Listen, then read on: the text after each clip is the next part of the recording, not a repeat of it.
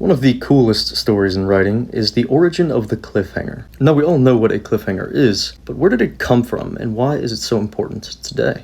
Now, you might have heard that Charles Dickens was the one who came up with the cliffhanger, and in part that is true. But to really understand the origins of the cliffhanger, you need to understand the system that created it.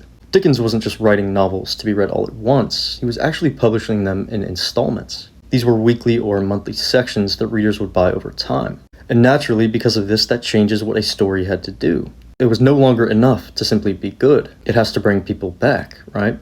Each ending isn't just an ending, it's a decision point. Does the reader return, or do they move on? And Dickens understood this almost perfectly. I mean, look at works like The Old Curiosity Shop, Great Expectations. He constantly ends at moments of tension.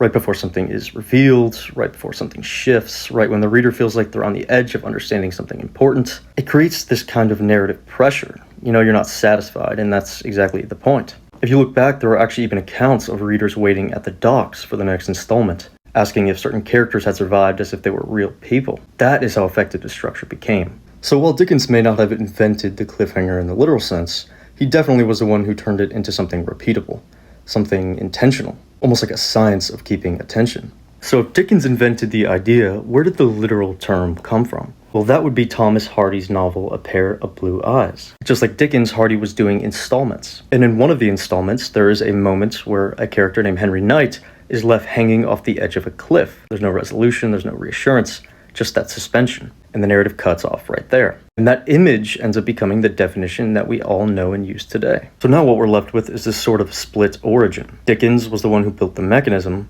He shows how powerful it can be when a story ends at the exact moment you don't want it to. And Hardy, almost incidentally, gives it a name through a scene that captures that feeling perfectly. And if you look at the modern day, that structure hasn't really changed either. Whether it's a novel, a TV episode, or even something short form today, the principle is exactly the same. End at a moment of maximum uncertainty, and the audience carries the story with them until they can resolve it. And that is how one little idea became one of the most prolific writing tools in the modern world.